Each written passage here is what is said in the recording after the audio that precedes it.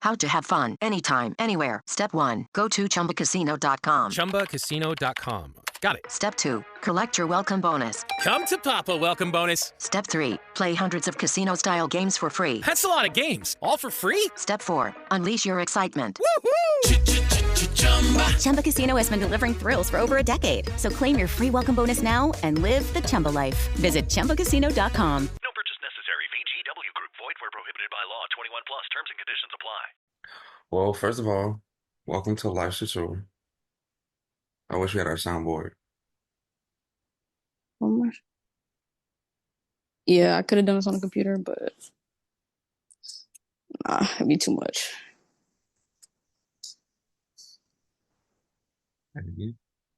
How are y'all Okay. doing? Doing good. Yeah, we're doing good. I stay awake. It's been a long day. It's been a long day. What have you been doing? Working. Oof.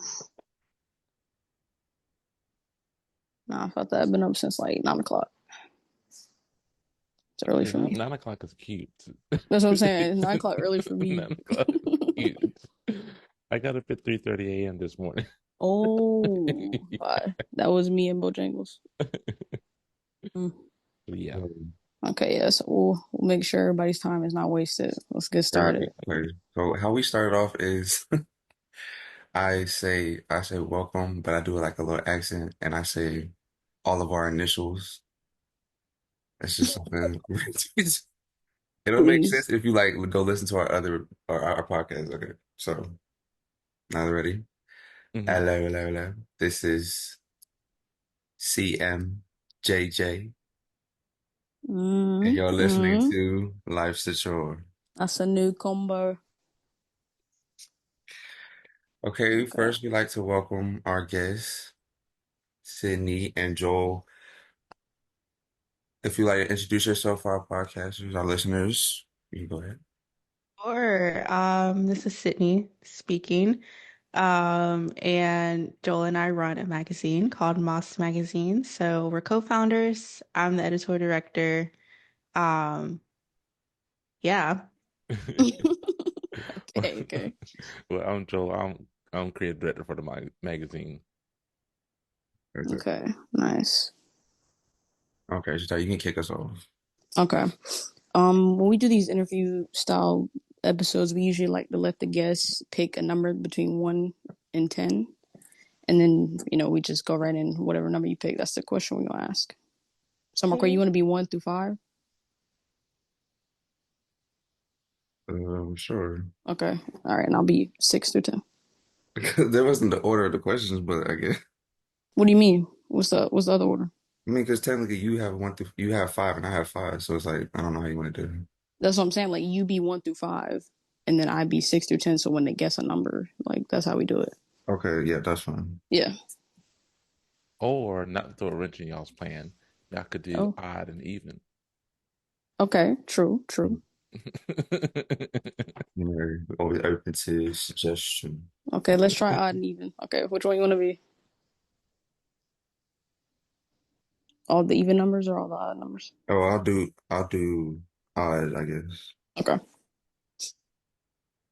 Oh. All right, so yeah, y'all can. I don't know how y'all gonna put together. I guess Joel, you can go first. Like I said, I already had a number. I'm sorry. Okay, no, it's fine. It's fine. It's totally fine. I was just waiting. But on number 10, I'm sorry, on number 10. Okay.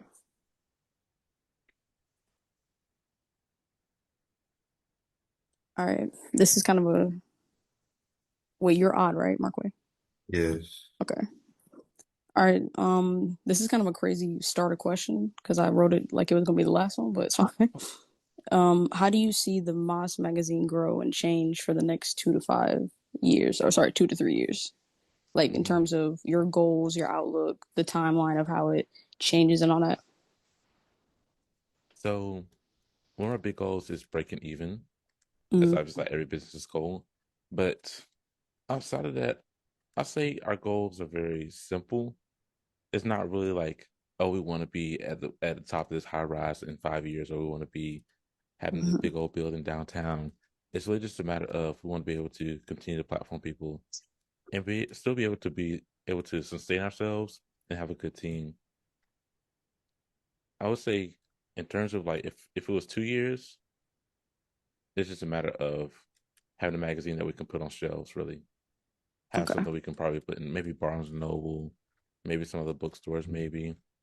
Nah, that would be Um, dope. That'd be dope. let's see, yeah. And then I would say in 5 years, probably having a definitely a dedicated team to where we can really manage the operations, and all we have to do is really just let them do their thing. Hmm. We can critique their work, but really just having a team, have the magazine do its own thing, and it continue to be what it already is, honestly. Hmm. Okay, Sydney, you can go next. Okay, I'm gonna pick question 7.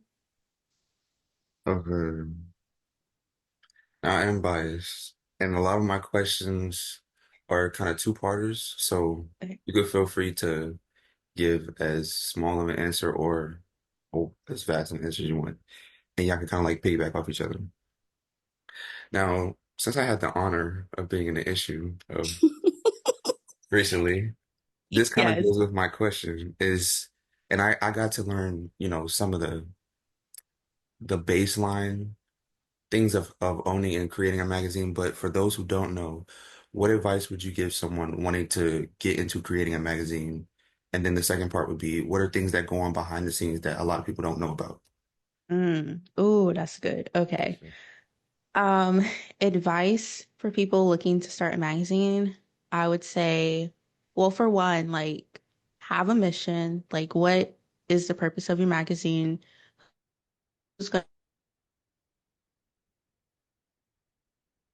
This happens often, buy? so just bear with us. Um, so, Uh, oh Sydney, gosh, I'm sorry. There's like 5 people in my house. I it's still live with my okay. No, parents. It's that's so okay. real. Like, That's how it is. I guess start over. Gosh, I was scared that would happen. Okay. But I would say for starting a magazine, like have a mission, a purpose, who's going to be in your magazine and why. A lot of magazines are based on themes.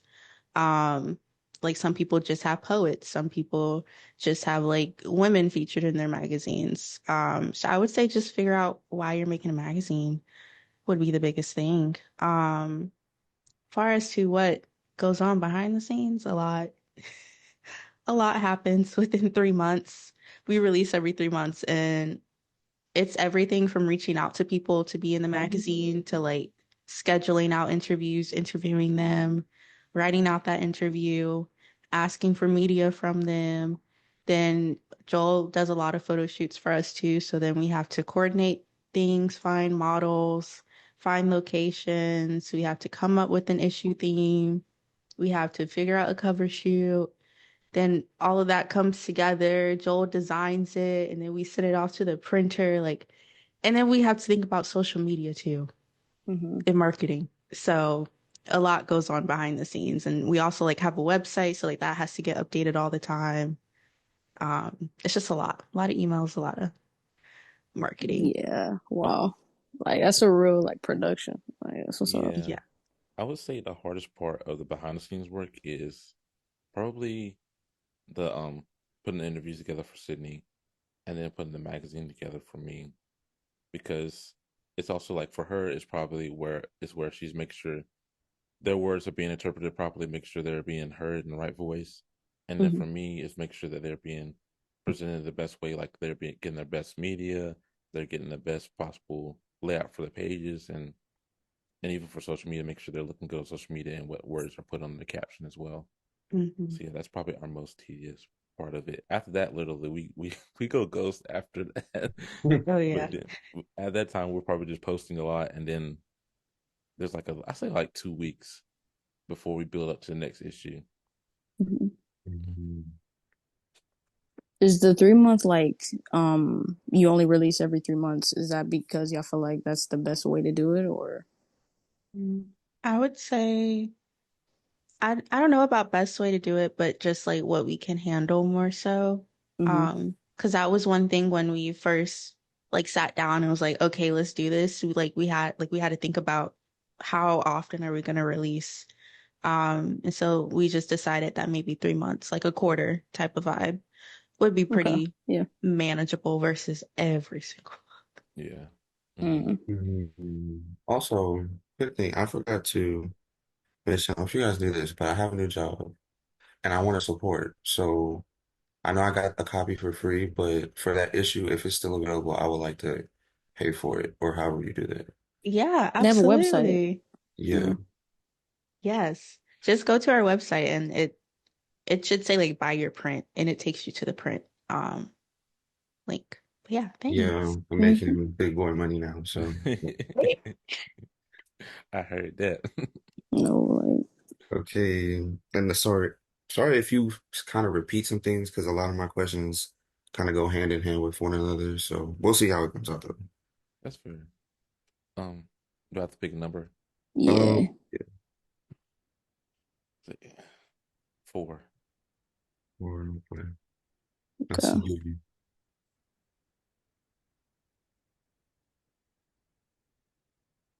Mm. Okay. As a filmmaker, this is kind of for Sydney, like Hmm. her type of question, but as a filmmaker, what do you think makes a film enjoyable slash good? Ooh, She loves And this she question. is a filmmaker, guys. Shout out to her. I am y'all tea. Oh my God. Okay, I think what makes a film a great film is that it makes the person watching it feel something. No matter like if Hmm. it's happiness, if it's anger, if it's sadness, like if the audience member can experience emotion because of something they're watching, I think the filmmaker has succeeded, you know. Hmm. Um, yeah, I think that's my biggest thing. Uh, I recently watched, I think it's called One Day on Netflix. It's a series, and I recently watched it, and that was the first time in a long time I visibly like cried and like was like Mm. just out of it. And after I got through all that, I was like, wow, like that was so good for me to like feel that and just Hmm. like express it. I love that. So like something that makes you feel something or makes you want to talk about it after you watch it. Sure. That influence, that, emotional pull. Yes. I mean, if you would like to talk about your movie just a little bit, give them a blurb about it. Sure. So when did I make this? I made it in college. I think it was like the summer before the final year.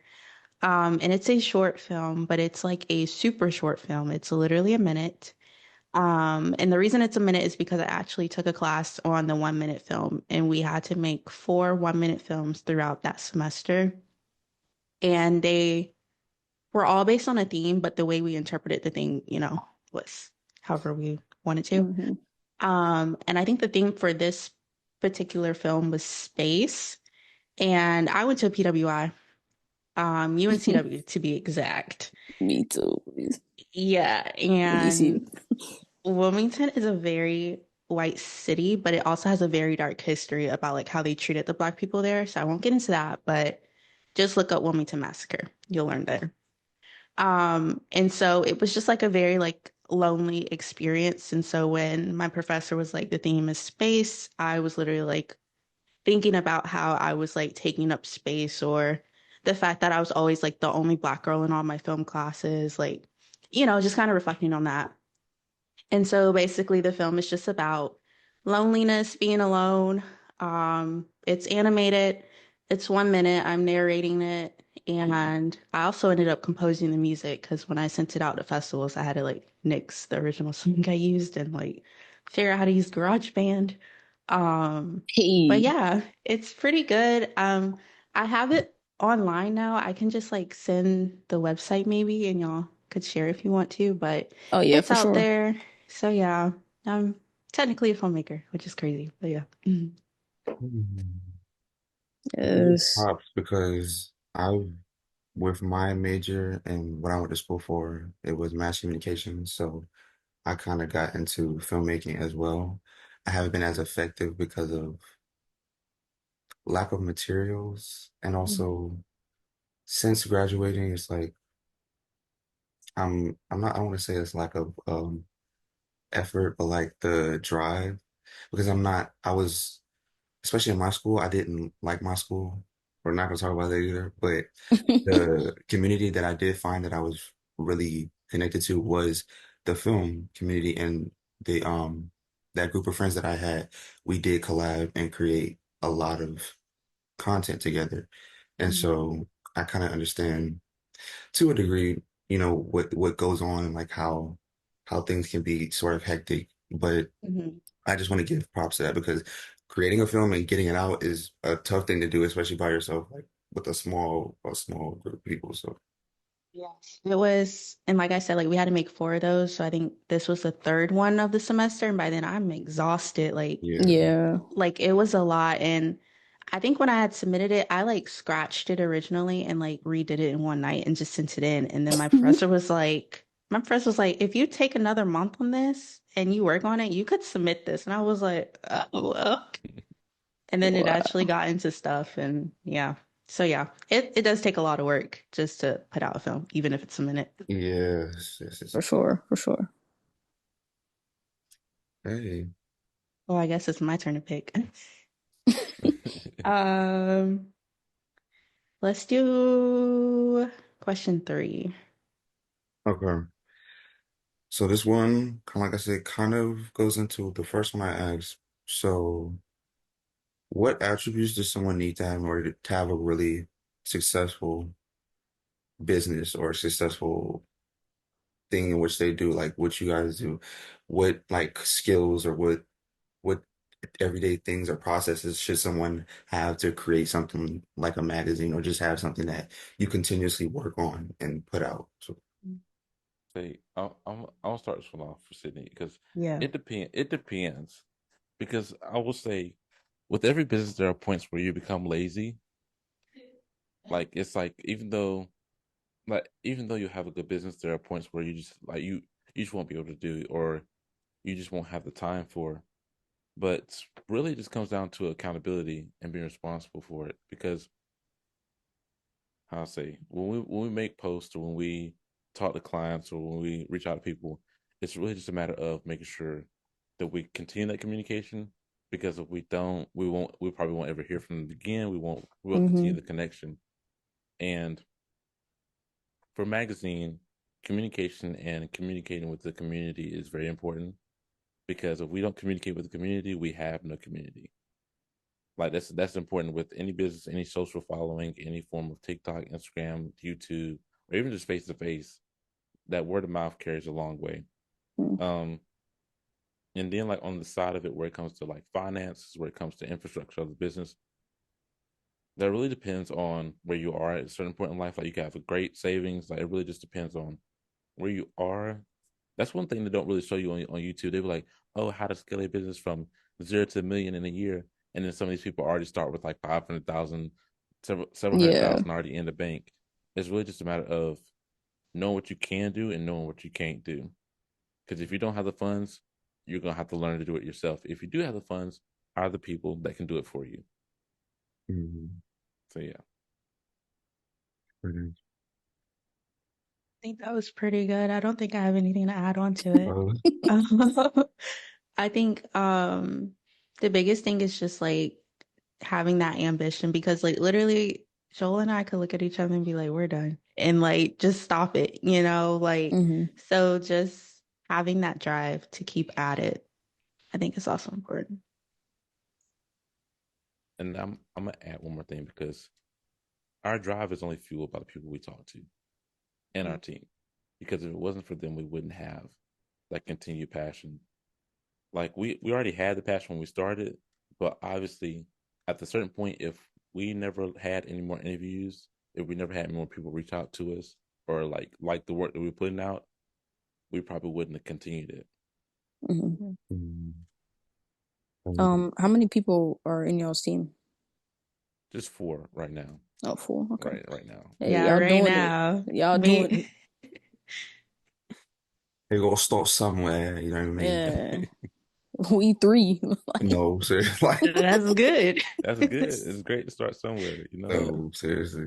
That I was But gonna it's say, I think you kind of answered, but like with your team, that follow-up question was going to be, was there a specific thing or people that kept you going when there was a time you felt like we were kind of at a stale or like something like that? We didn't feel like as motivated to keep going. So yeah, do you want to answer this, Sydney? Sure. I was just gonna say, I think it's kind of like when we do interviews, and after like it's all done, reporting's done, we kind of open the floor for them to like just ask or pry. And I mean, I don't mean to sound like braggy or anything, but it honestly like just means the world when people like take a second and they're like, we see you and we really appreciate what you're doing, or like we want to keep supporting what you're doing. I think hearing stuff like that keeps me going at least. And then like having a team to fall back on, like knowing there's other people who also believe in us and wants to see it through. Um, I think that's also like very motivating as well. And then the fact that now that we do have a team, we have other people we can go to, like when we need advice or just some extra guidance. Because there's just been times where, like, even though Joel and I are co-founders, like, we still value the opinion of our team, and we might run into situations where we're like, we need some other voices to help us figure this out. So, yeah. Yeah, and to add, because like some of the ideas that we have or have had have come from our team as well. Because like some things I can't talk about because they haven't come out yet, but we have meetings for our team, and like we had like a big meeting at the beginning of the year, and really it was just to talk about our past issues and how we can improve. And I was thinking there was going to be like just a lot of social media talk, a lot of marketing talk, and really that we did talk about that, but there was a lot of stuff that we found out that we should be doing that our team really helped us improve on, which was again that keeps us motivated. Because even though some people may view it as criticism, like at the end of the day, we're running a business like your question said, and if they weren't inputting on how to improve that business, we wouldn't be able to function. Mhm. Mhm. That's I, good. Yeah. A level of accountability and stuff like that. Yeah. Yeah, but yeah, we know we be having our annual meetings as well, so we get. We need to get on it more seriously, but it's just we balancing a lot of different things, you know. Yeah. Yeah. Um, I But think it the calls for great collaboration, so yeah, of I course. understand. Like you can't everything, even if you are the founders or the more important people in the whatever you're creating, it's great to hear advice or suggestions from people or your team because that, like I said, calls for great collaboration. Different ideas can be brought to the table to hopefully Mhm. elevate everything as a whole. Yeah, yeah. And they all like bring their own knowledge and experience and like they're like expertise in different areas. So it's always welcomed to hear them out. yeah. Especially like there's a quote that says, if you want to go fast, go alone. If you want to go far, go together. So yeah, we want to Mhm. go far, so we need a team. So yeah. Write that down. Write that down. So, Shout out to TikTok. Okay. Yeah, that was a word. all right. I think it's Joe. Whenever you're ready, you gotta pick another number. Actually, we'll go with one. I'll go number one. Wait, I'm is that another number one. odd? Okay, Should I let's do That's see. odd, yeah. Okay. It's not like we'll do zero. two? We'll do two. Um, hmm. Okay. I don't know if you said this already, or I'm not so sure. Well, I don't know.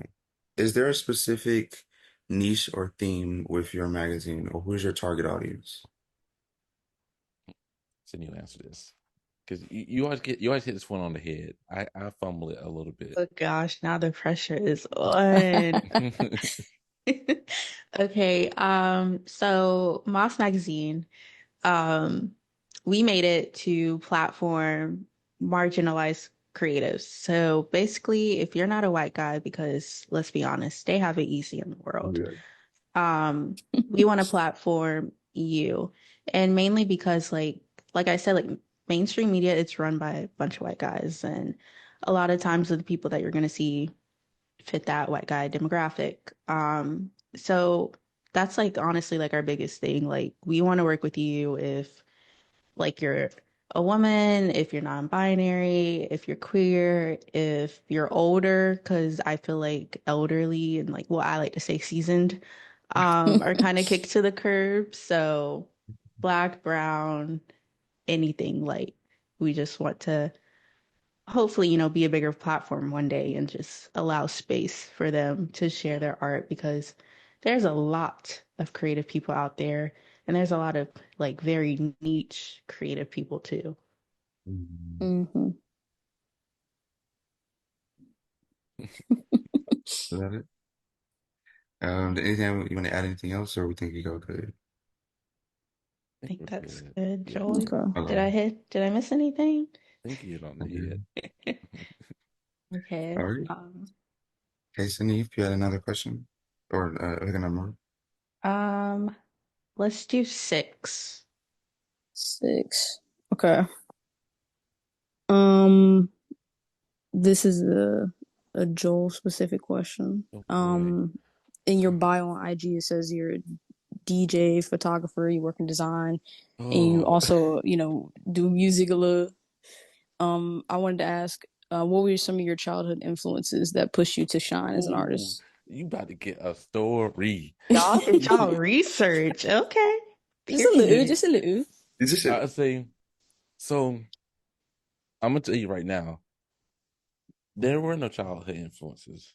Believe it or not, Ooh, there okay. like in terms of music, I did play music growing up, but that didn't influence me to continue with music. It was really just a matter of I liked playing an instrument. Like I played the drums, I played the piano, and Mm-hmm. I loved playing, like feeling the soul of it when I was playing. And so it just kind of translated to me listening to music and continue to listen to music. Like I listen to music daily. I would say if I could listen to music while I was asleep, I probably would.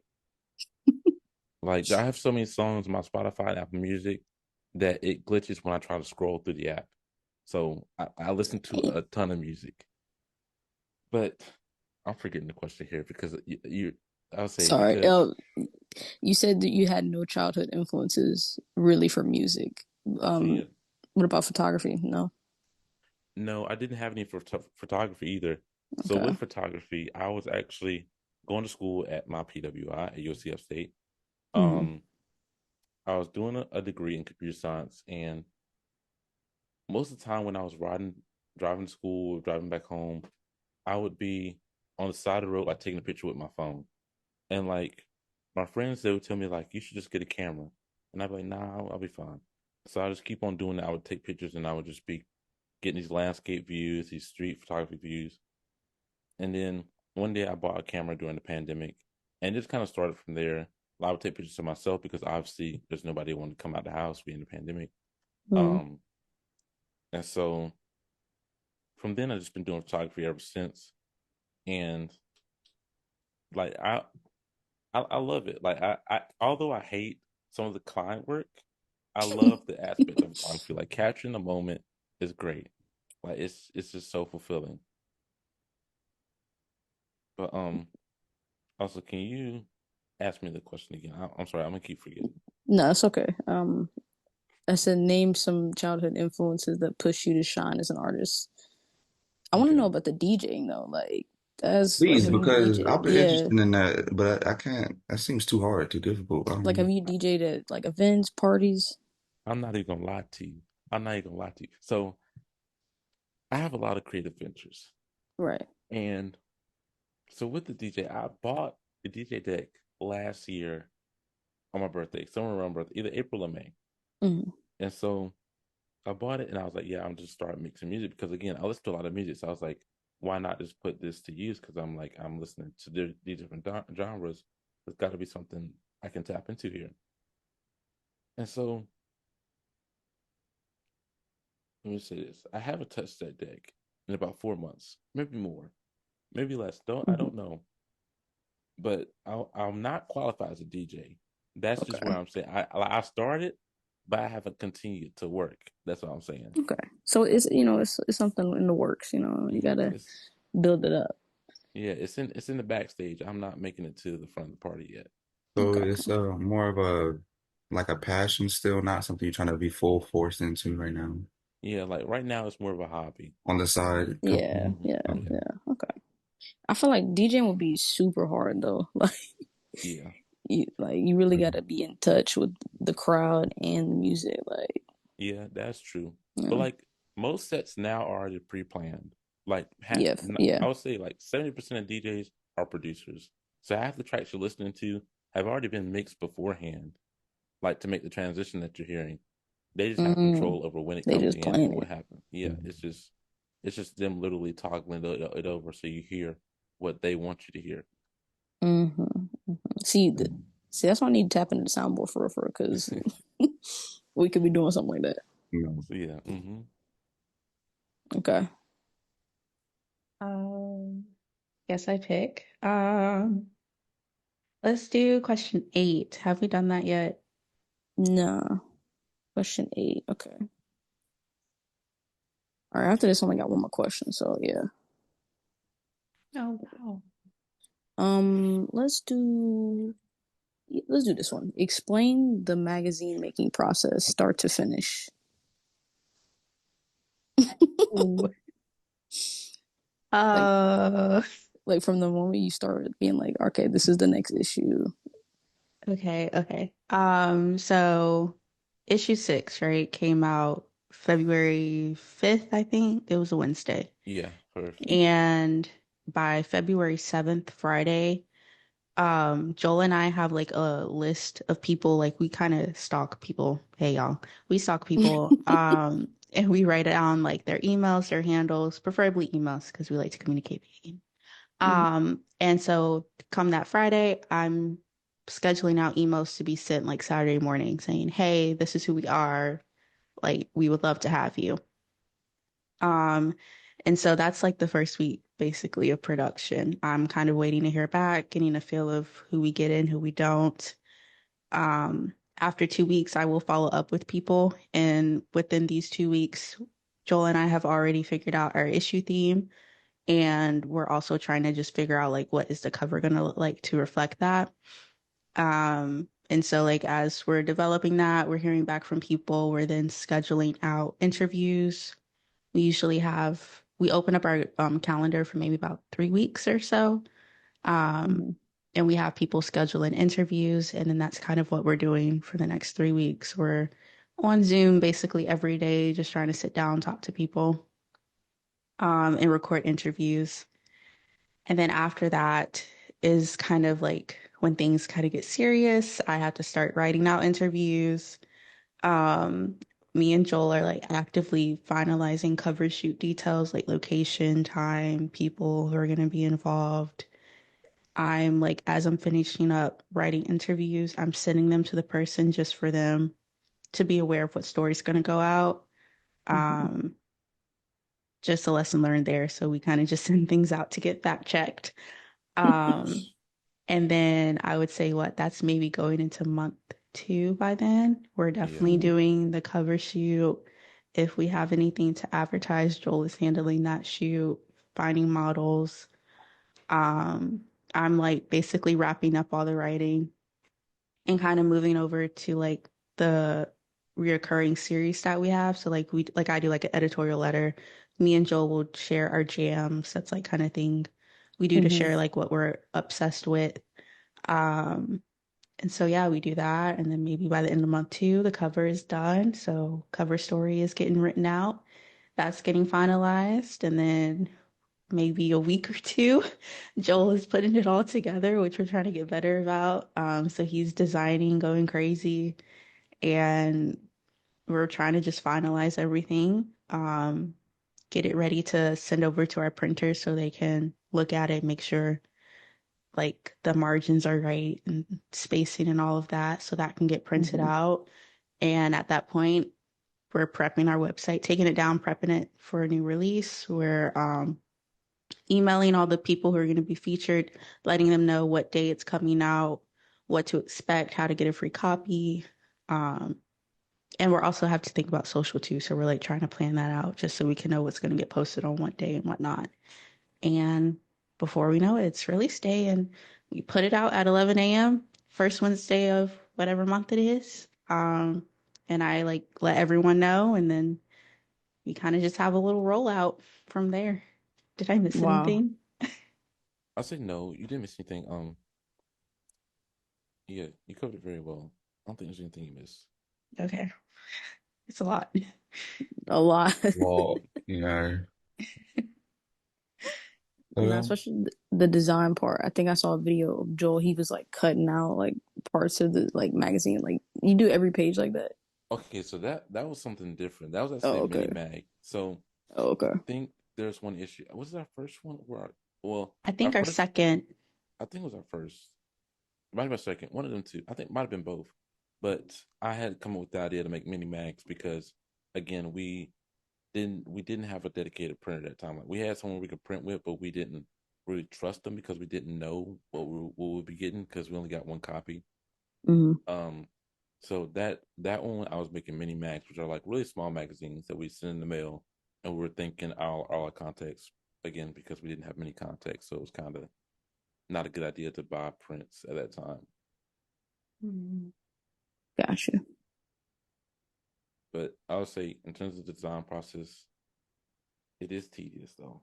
Like sitting with writing articles, it is tedious because how I say there are times when I'm in a flow state where it feels like every page is like really easy, but then I'm very critical of my work. So when there'll be times I come back, I'll be like, this looks the same. Like this just looks like this, and I'll be like, ah. But it reassures me. But yeah, it is tedious because our recent times for design are really crunched down, really small. So we're trying to lengthen it out so it can be more thought out. But it's very small. So I have to like get a Red Bull, get a coffee, and I'm like have my headphones on and Sydney will call me. She's like, how's it going? And I'll be like, good. I was like, I'm still here. And And I'll he's be, just a team of one, so I said, yeah, I'm all, Mm. I'm the whole design department. So yeah. Okay, yeah, a lot of pressure. I'll shameless plug to be a worker bee if you need me. You know what I mean? If you need somebody on the side. Oh, yeah. Yeah, I I'm said, trying to what? hone my skills back. You know, I did a little bit of digital media. That was Mm-hmm. also my minor. oh, So okay. yeah, like so I know how the basics of underlining. You know what I mean? That's too much. You give me a spread, you give me a layout, tell me what to do piece The by piece. template, I'm very Hmm. much tell me what to do and show me what to do, and I can do it. Okay. Hmm. I said, yeah, we're a gonna have to little talk We more can template work. about on the that. side. We'll Yeah. discuss this off here. Yeah. Okay.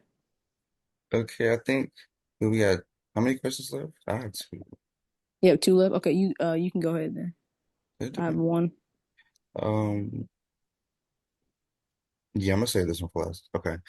So, how do you define success, especially as it relates to your magazine? What constitutes an issue well done? Mm. These are great questions. Thanks, guys. Oh, you say something? Yeah, I'm gonna answer that first part. Um, Okay. so for me personally, um, what constitutes success with the magazine? Really, just an interview, a well done interview, literally, like Mm. a good conversation with one of our contacts is really a success for us because I value the small wins because if I like again, like I said earlier, the small wins really keep us going. So if I didn't have a good interview, I wouldn't be motivated to design their interview if that makes sense. Hmm. Like that really gives me the passion to do it. Mm. But what's the second part of your question? At this point, I need to be stopped asking questions because I keep having to come back and ask. It's okay. It's okay. So, I guess what constitutes an issue well done? What makes you excited and proud to put on an issue like, yeah, this is good work we've done? Mm, I'm not gonna speak with that just because I'm very critical of my work. So Sydney, I'll come in. Jesus. So I guess I'll answer them backwards. I'll do the issue first. Mm, I think a successful issue is one that gets a lot of engagement, whether that's like engagement in like comments or like shares, because then I know that the word is being spread. And then also a lot of like clicks to our website too. And like, we can see people bouncing around. Like that makes us really happy just to know that people are looking at it. Mm-hmm. Just because like we have just started out and we're still growing. I'm not focused too much on sales just yet, but just knowing that people are seeing it and interacting with it, or they're supporting like their friend who's in it, like that to me makes me happy. Um, and I feel like every issue is successful because at the end of the day, we get to hold it in our hands. And like that to me is Yes, just tangible. cool. Exactly. Yes, exactly. So that to me is success. And Joel can be hard on himself about design or whatever, but we hear it all the time. People are like, we love your look. Like it's just so distinct. So I Yeah. think anything that we do is just like the fact that we're able to put it out. That's success. Um, and then more so like in general, I really love it when contacts and creatives are still like very much engaged or interacting with us long after their issue is released. When they're like, still swiping up on our stories or like commenting or just like emailing us, or like if we send out an email to check in, like they're responding. That to me makes me like that feels like we have built an actual community. Mhm. Um, and then more broadly, like in general, personally, I guess success for me will be the day when I'm not doing all the groundwork and we kind of just come in, we supervise a little bit, we check in, make sure everything's going to our mission and, be on our way in a way. Like I can kind of just like sit back and look at what we've built. So yeah. Empire. Hmm. Hmm. CEO. You know what I mean? Heavy Yes, on that. essence who. I get it. All right. Okay. Yeah, this is my last question right here. I want to throw it back to your first IG post on you guys' Instagram, and the caption was, "Moss Magazine is a brand new publication where groundbreaking creativity takes shape." My question is, what are some of your favorite creative outlets you've shared so far on the magazine? Um, like our favorite like people like what they're into, like the creatives in that Yeah, way. like what the creative things that you showcase, like you said earlier about people who do it for poems or movies or music, stuff like that. Ooh, I look. You want to talk about Aries Sun, Aries One? Oh yeah, that's gonna be a little preview for y'all. Yeah. Oh So It's not yes, out yet. yes, we got the we exclusive. we just interviewed a guy, literally probably last week or week before. Or like 3 days ago. Like Yeah, just had this interview. yeah. Okay, So he owns a brand called Aries One.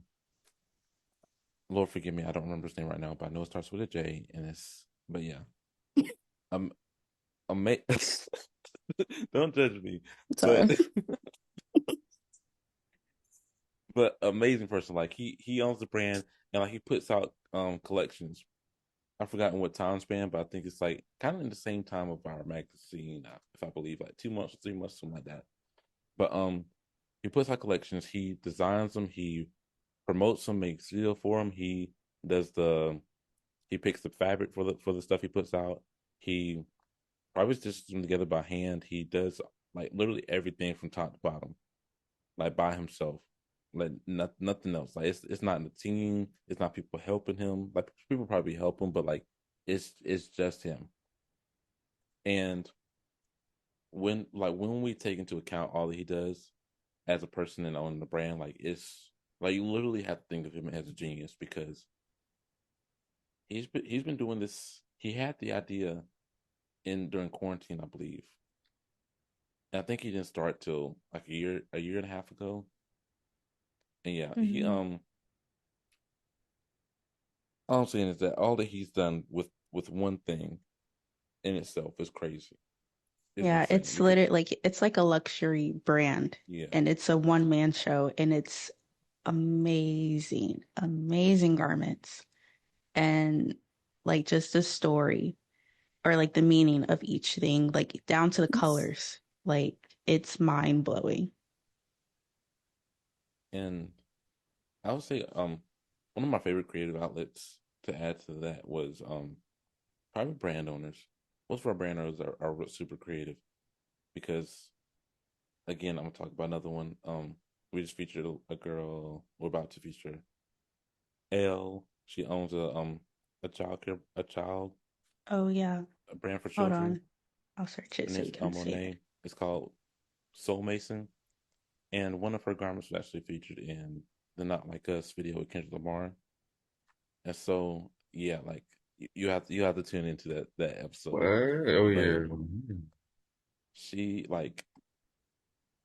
she's also one of those people who dives really into all the process. Like she has the fabrics, like she'd be going through every single detail with it, like from the website, from the fabrics to like, does it look good on kids? Does it work with kids, or is it something that she would want to see on her child?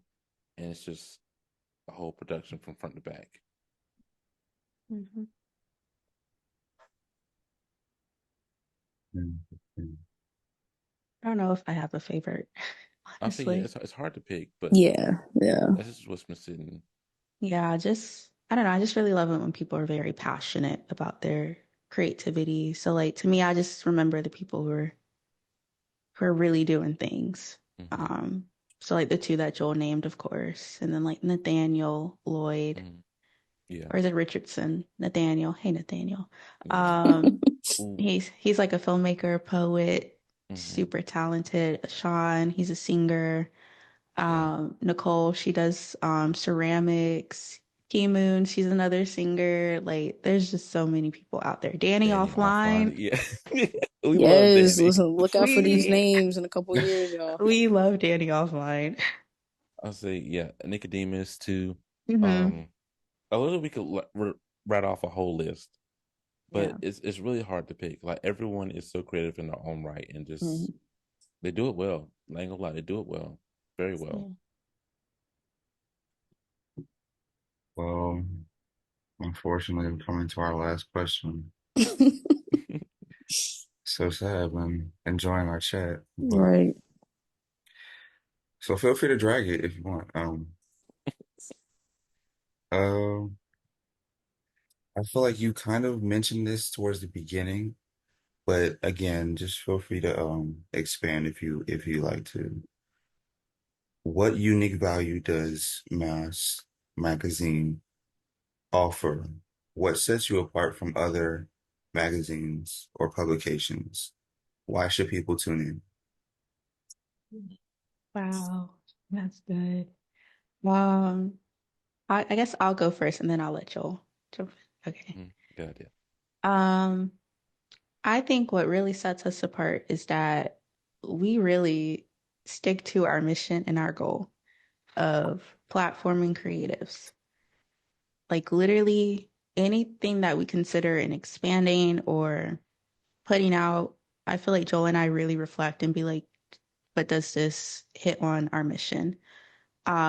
Meaning that we don't we don't share news about popular culture or like breaking news in that way. Like we really make sure we are just focusing on people who are creating things that need to be shared. Um, we also try not to like jump on trends or anything and like just really stay true to us and our voice. And I feel like we're really shaping, I guess, a style or like just a signature in a way. Um, And I think that that's really important. I feel like when people click on our social media or they go to our website, like you're instantly in a hug of moss. I feel like that's what really sets us apart, honestly. Like we just try to be true to our mission and who we want to be, and we try not to do what everyone else is doing, um, or try to do things the fast or easy way either. Like we're really about organic growth, um, and just getting people's stories out there. Yeah, and to add, I would say authenticity Hmm. because like we're true to our core values. Like Sydney said, we're always going to be the same people. Like we're trying to get in the habit of showing more of ourselves, showing more of our process. But when it comes down to authentic nature of Moss, we we have submission calls. Like we had an all call for our current submission we're about to put out soon. And so when we go through the list, when we find people, we always we try to figure out like there can be great content, there can be good content, but it's really about do we feel like there's someone that aligns with us? Are they true to themselves, or are they just a hobbyist? Are they passionate about what they do, or are they just doing it just for fun, or is it just something they just did last Wednesday? Is it really something that they're continuing to do and really honing in on it? Obviously, some people can't do some things all the time. We get that, but it's really about if they put the work in, we want to put the work in to help them be seen by our viewers and our audience. Mm-hmm. And I think another part of that is I feel like because Joel and I care so much about our brand of Moss Magazine, we make sure that we work with people who also care about their brands and the way they present themselves. So I think that may be also a big thing that sets us apart is we're trying to be a business and we want people to take us seriously. So we try to do things like we have paperwork, we have NDAs and media consent forms, and we are trying to run a good ship here so that it can grow and evolve as we get bigger. And we want people who also, agree with that pathway. Yeah, all that was incredible. We value people like y'all. We need people like y'all, especially our age, starting important platforms like magazines, because physical media is becoming so diminished. It's important that we keep it, in some forms. But we definitely feel a similar way about the authenticity part, and we're, through it all, this is who we are. And like you said about trends and stuff like that, there'll be times where it'd be 4 months we ain't posted. That's how life is going. And that's why we call it Life's a Chore. It could be anything. Yeah. So I really appreciate y'all coming on the show. Speaking of physical copies, shameless plug to get issue 6. Yes. Get issue 6 before they go out to the next one. They did amazing. It was a great experience. Everything about it was great. They brought me out of my shell. It was a great process, willing and hopeful to do it again, to work with them in any capacity. And also shout out for you for giving the correct pronunciation, because I've been calling it Mass Magazine for the longest. So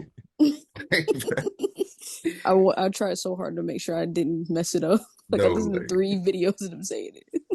It's for everyone listening, it's Moss Magazine, as in more in Spanish, because more creatives, more us, more women, more queer, more black, more brown. Get it? You get it? Yeah. More us. Yes. Well, this has been an amazing chat.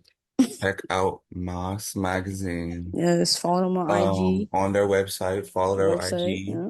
Keep up to date with them. As their new issue will be coming out May. Yeah, May. Yeah. Oh, that's my birthday month. Oh yeah.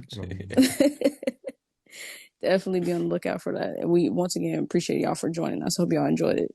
No, we did. We did. Yes. Thank you for having us. Of course. This is great. This is our first time too. This is great. Oh, okay. We ate. But thank y'all. For real. Thank you guys so much. I hope you have a great night. And we'll be in contact for when we post this episode. Awesome. Thanks. Y'all enjoy your night too. Thank you. Bye. How to have fun anytime, anywhere. Step 1. Go to ChumbaCasino.com. ChumbaCasino.com. Got it. Step 2. Collect your welcome bonus. Come to Papa Welcome Bonus. Step 3. Play hundreds of casino-style games for free. That's a lot of games. All for free? Step 4. Unleash your excitement. Woohoo! Chumba Casino has been delivering thrills for over a decade. So claim your free welcome bonus now and live the Chumba life. Visit ChumbaCasino.com.